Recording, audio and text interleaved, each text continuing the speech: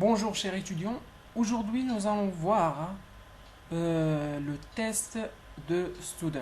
Nous allons voir comment le calculer, à quoi ça sert de le calculer et bien sûr l'interprétation générale. Tout d'abord, il faut savoir que le test de student, on le calcule parce qu'il nous permet, le test de student, on le calcule parce qu'il nous permet de vérifier la validité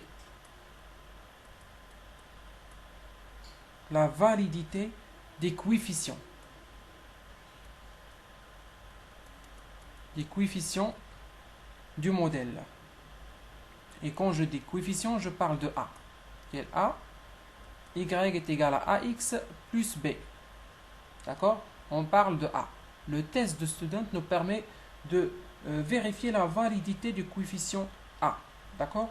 Maintenant, on a vu pourquoi on utilise le test de student. On a dit qu'on utilise le test de student pour vérifier la validité du coefficient A. Maintenant, voyons voir comment le calculer. Mais avant ça, il faut savoir qu'il y a le test de student tabule et le test de student calculé. D'accord? Bien évidemment, le test de student tabule, on le trouve dans la table de student. On va voir ça après. Concernant le test de student calculé, on le calcule avec une formule. De quelle formule on parle? La voilà. Pour calculer le test de student calculé, on fait student étoile, c'est-à-dire calculé, est égal entre deux barres A chapeau, A estimé, divisé par écart type estimé x de x, l'écart type estimé de x. On a déjà vu comment on trouve le A chapeau, comment on trouve l'écart type estimé ou écart type chapeau, et nous allons revoir tout ça bien sûr dans cette vidéo.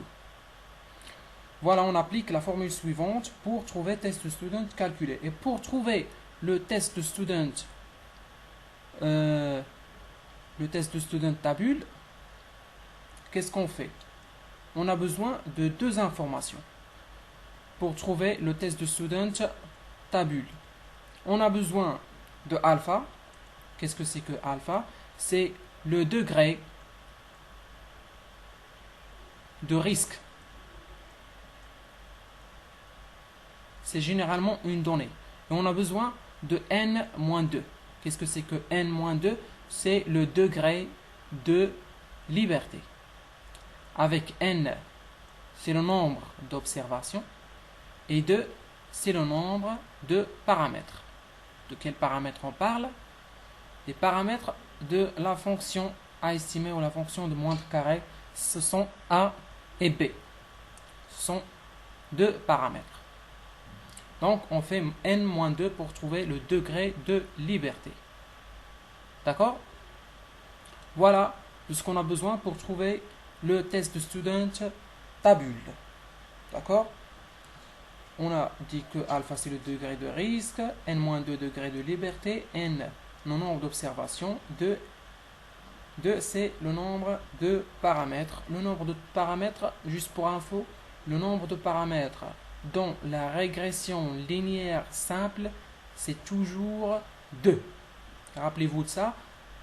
Le degré ou le nombre de paramètres dans la régression linéaire simple, rappelez-vous bien, simple, le nombre de paramètres est toujours égal à 2. Bon, voilà, jusqu'à maintenant, on a vu que pour trouver le test de student calculé, on applique la formule suivante. Et pour trouver le test de student tabule, on a besoin des informations suivantes qui sont généralement des données. D'accord? Maintenant, pour bien comprendre, essayons de travailler un exercice pour appliquer ces informations-là. D'accord? Juste un simple exercice pour récapituler et bien comprendre comment utiliser ces données-là. Voilà, ce sont les données de base. D'accord? Qu'est-ce qu'on va faire? On a dit qu'on pour trouver le test student calculé, on va être besoin de A chapeau et écart type estimé. D'accord? Pour trouver A chapeau, on va appliquer la méthode du moins de carré pour trouver l'équation estimée. D'accord? AX plus B. D'accord? On a vu dans les vidéos précédentes, pour trouver A, on a besoin de X moins X bar, Y moins Y bar, le tout divisé par somme de X moins X bar, le tout au carré, avec bien sûr X variable exogène, Y variable endogène. On va commencer le travail, d'accord? On va chercher tout d'abord X moins X bar, d'accord? On sait bien que pour trouver X bar représente la moyenne, donc on va mettre ici somme et ici moyenne. Pour trouver la moyenne, on cherche la somme de la variable exogène, d'accord? On va faire 3 plus 2 plus 1 plus 2, c'est 8. Et pour trouver la moyenne qui est X bar, on va faire 8 divisé par 4, qui est le nombre d'observations. 8 divisé par 4, c'est 2. D'accord? 2 représente X bar. Et on va commencer le travail. Pour remplir cette colonne, on va appliquer X moins X bar. On a les X et on a X bar. On va faire 3 moins 2, c'est 1. 2 moins 2, c'est 0. 1 moins 2, c'est moins 1. 2 moins 2, c'est 0. On a trouvé X moins X bar. Maintenant, on va chercher Y moins Y bar. Y moins Y bar. On va calculer Y bar à quoi est égal. On calcule la somme de la colonne de Y. 6 plus 4 plus 5 plus 9, c'est 24. 24 divisé par 4, c'est 6.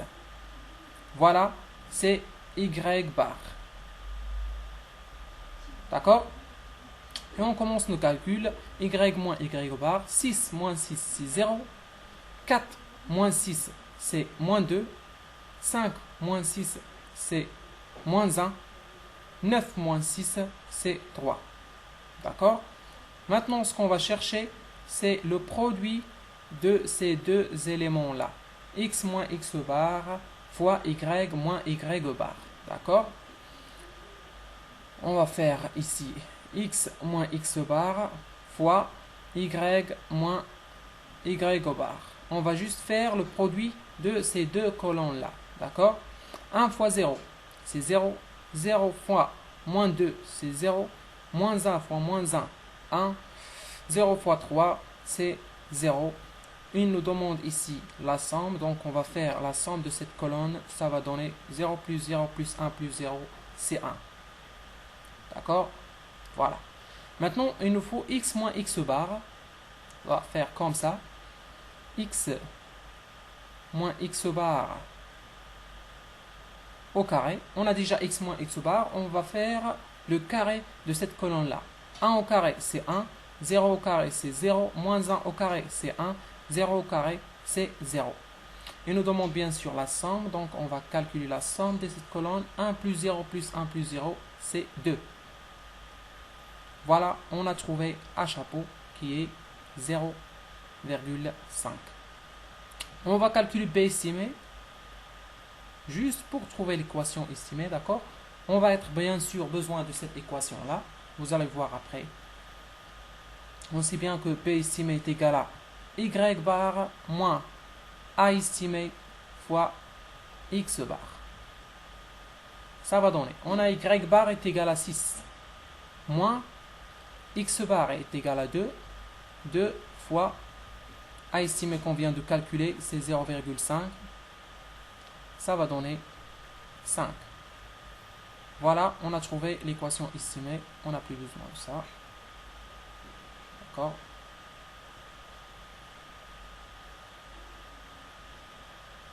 Voilà l'équation estimée. Y chapeau est égal à A chapeau, c'est 0,5 fois x, c'est le coefficient, 0,5x plus 5 qui est B chapeau. D'accord? Voilà. Jusqu'à maintenant, on a trouvé A chapeau. Maintenant, il nous reste de trouver l'écart type estimé. L'écart type estimé de x. D'accord? Pour trouver l'écart type estimé de x, on va passer bien sûr par la variance. D'accord? On sait bien que l'écart type, petit rappel, l'écart type est égal à racine de la variance. D'accord? Et on a vu dans la vidéo précédente comment calculer la variance, non simplement la variance, mais la variance estimée. D'accord? Pour calculer la variance estimée de x, on a vu que pour trouver la variance estimée de x, on applique la formule suivante. On calcule la variance estimée de l'erreur divisé par somme de x moins x bar au carré. Petit problème, on n'a pas la variance estimée de l'erreur, donc nous allons la calculer. À quoi est égale la variance estimée de l'erreur? Elle est égale à somme de y moins y chapeau, d'accord, y moins y chapeau au carré divisé par le degré de liberté. D'accord? Avant de trouver tout ça, on a besoin de trouver y moins y chapeau. Donc, nous allons devoir tracer un nouveau tableau. D'accord? Pour trouver y moins y chapeau. Oui, c'est vrai, c'est un peu long, mais bon, je dois tout expliquer en détail. D'accord? Voilà les données dont nous allons être besoin. On a dit qu'on va chercher y moins y chapeau. Mais pour trouver y moins y chapeau, nous devons tout d'abord calculer y chapeau. Comment allons-nous faire? Nous allons utiliser la fonction suivante qu'on vient de trouver. D'accord? On va mettre y chapeau est égal à 0,5 x plus 5. D'accord?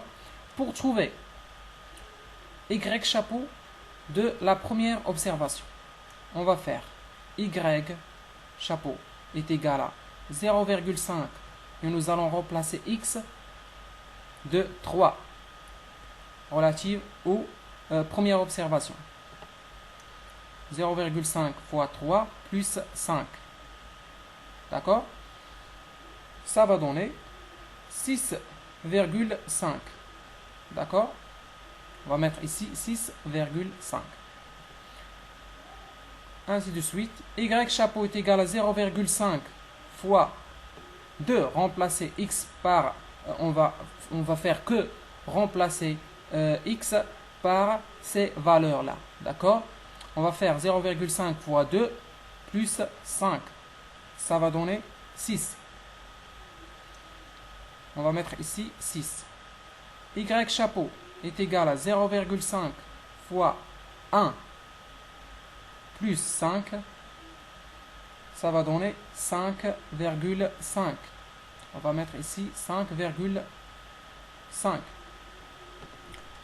Y chapeau pour la dernière observation.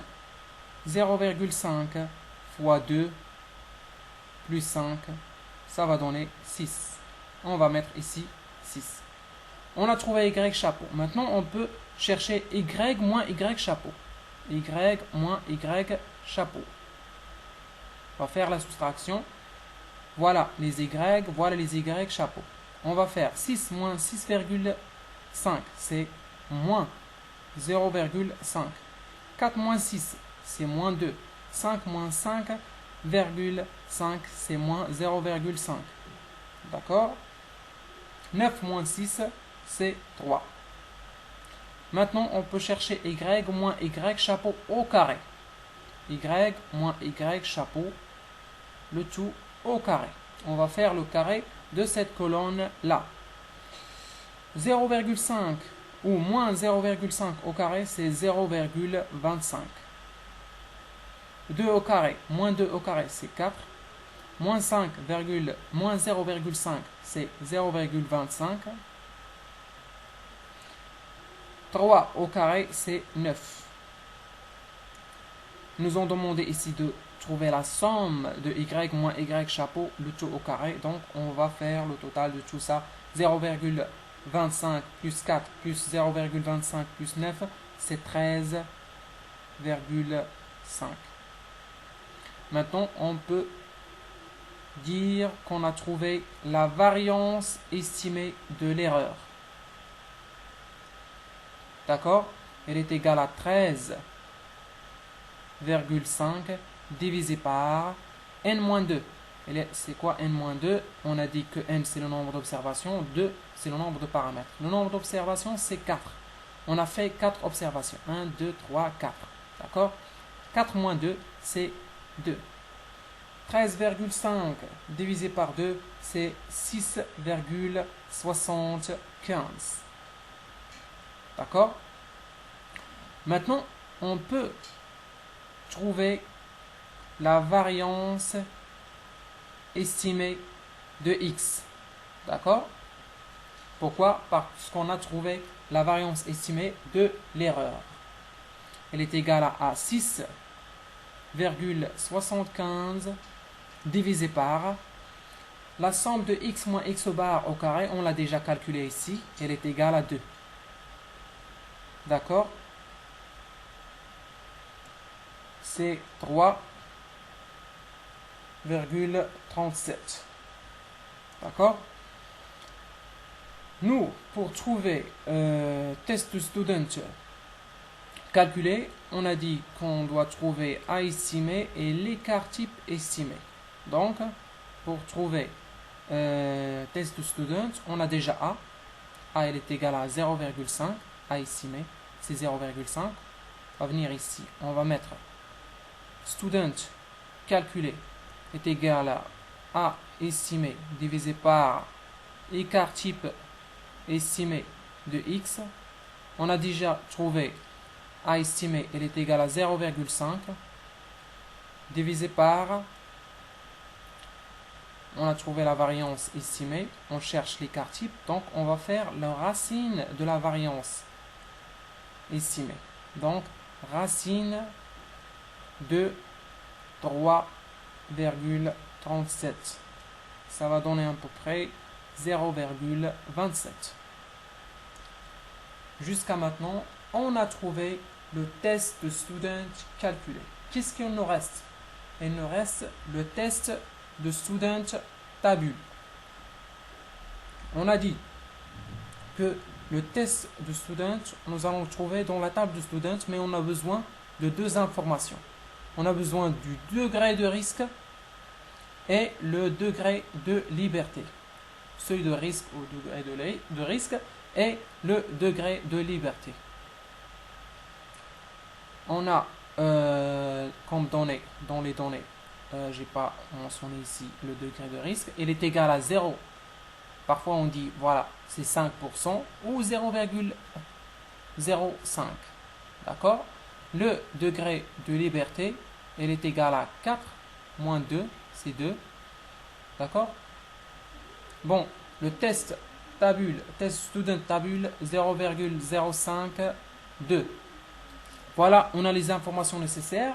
On va chercher un tableau de student sur Google ou dans un bouquin. Voilà, j'ai téléchargé un simple tableau. D'accord? On a ici le seuil de risque 0,01, 0,02, 0,05, 0,1. D'accord? Et aussi, ici, on a les degrés de liberté. 1, 2, 3, 4, 5. On a 2. D'accord? On va chercher l'intersection entre le degré de liberté et le seuil de risque. D'accord? Voilà, l'intersection, elle est égale à 4,303. D'accord? L'intersection entre le degré de liberté, on a trouvé que le degré de liberté est égal à 2 et le seuil de risque est égal à 0,05. D'accord? L'intersection est égale à 4,303. Nous allons la mettre ici. Test de student tabule est égal à 4,303. Avec le test de student calculé qui est égal à 0,27. On a trouvé les deux, mais on n'a jusqu'à maintenant pas trouvé c'est vraiment A est significatif, parce que généralement pour que A soit valide ou le coefficient soit valide, il faut qu'il soit significatif. Comment savoir si A est significatif? D'accord? On va faire une simple comparaison entre le test de student tabule et le test de student calculé. D'accord? Si le test de student calculé est supérieur à test de student tabule, qu'est-ce qu'on dit? On dit que la variable exogène, bon, on dit que tout d'abord on rejette l'hypothèse A0, on rejette l'hypothèse A0. Qu'est-ce qu'il dit A0? A0 dit que A estimé est égal à 0. D'accord? On a trouvé que A0 est différent de 0. D'accord? On rejette l'hypothèse A0 et on dit que la variable exogène est significative, d'accord, et contribue à l'explication de la variable endogène qui est Y. Rappelez-vous bien de l'interprétation. C'est le test de student calcul est supérieur à test de student tabule. On dit que on rejette l'hypothèse A0. X, je m'excuse, je me suis trompé. On ne rejette pas. Ah d'accord, j'ai tout confondu, je m'excuse. Rappelez-vous ça, c'est le test de student calcul est supérieur à test de student tabule. On dit que A0, on rejette A0, X est significative, la variable exogène est significative et contribue à l'explication de la variable endogène. Si le contraire, si le test de student calcul est inférieur au test de student tabule, on accepte l'hypothèse A0, la variable exogène n'est pas significative et ne contribue pas